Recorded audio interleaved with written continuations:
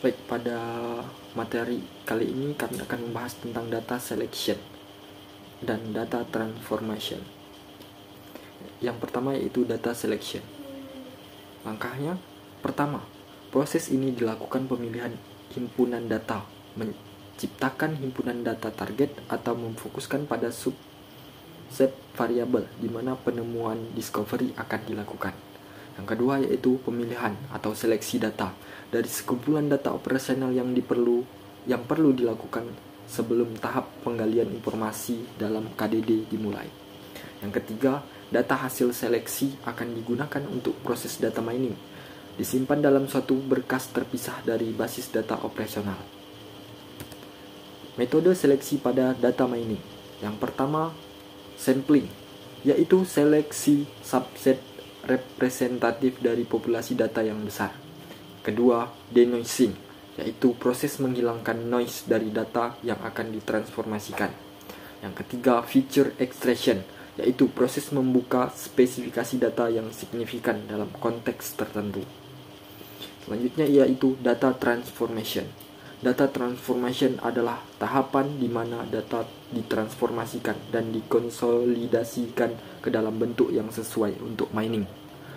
Transformasi data adalah merubah skala data ke dalam bentuk lain, sehingga data memiliki distribusi yang diharapkan.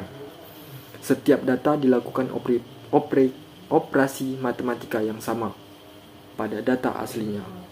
Selanjutnya akan disampaikan oleh teman saya, Bella. Oke, selanjutnya itu adalah teknik melakukan transformasi data. Teknik melakukan transformasi data terbagi 5.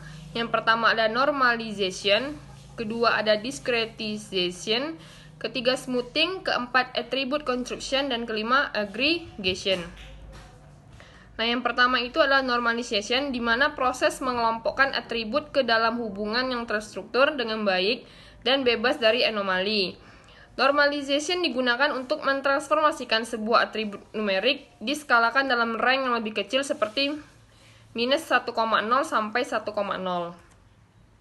Teknik normalization terbagi 3. Yang pertama min-max normalization, yaitu memetakan sebuah value V dari atribut A menjadi V action ke dalam range. Kedua, z-score normalization, yaitu sebuah value V dari atribut A dinormalisasi menjadi V action.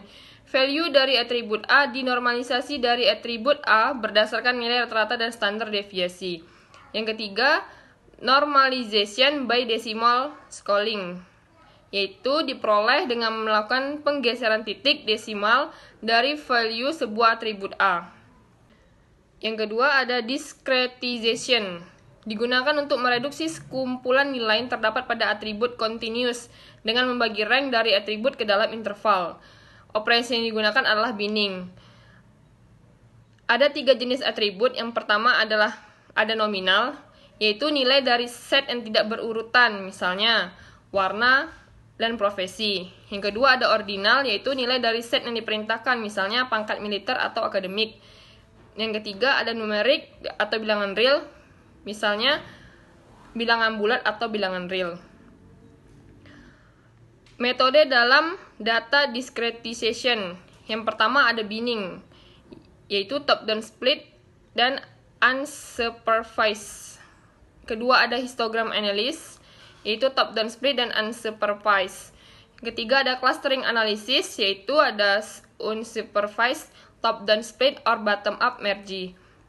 Keempat ada decision tree analysis, yaitu supervised dan top-down split. Dan yang kelima adalah correlation, misalnya X2 analysis, yaitu unsupervised dan bottom-up merge.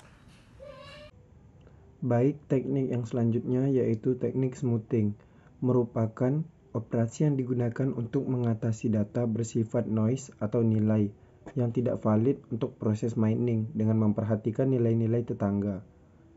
Tahap yang pertama, binning, dilakukan dengan memeriksa nilai-nilai yang ada di sekelilingnya.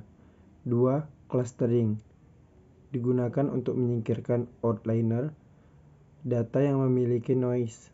3. Regression, memodelkan sebuah variasi dengan persamaan empris Y sama dengan A ditambah BX, di mana A dan B adalah koefisien regresi.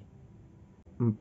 Atribut construction, mengkonstruksi atau menambahkan atribut baru untuk meningkatkan ketelitian atau ketepatan proses mining. 5. Aggregation, operasi untuk summary atau peringkasan yang digunakan untuk data numerik dengan menggunakan rollup. Itu saja presentasi dari kelompok kami, terlebih dan kurang kami mohon maaf. Kami akhiri, wallahul muwaffiq ila aqwamit thariq. Assalamualaikum warahmatullahi wabarakatuh.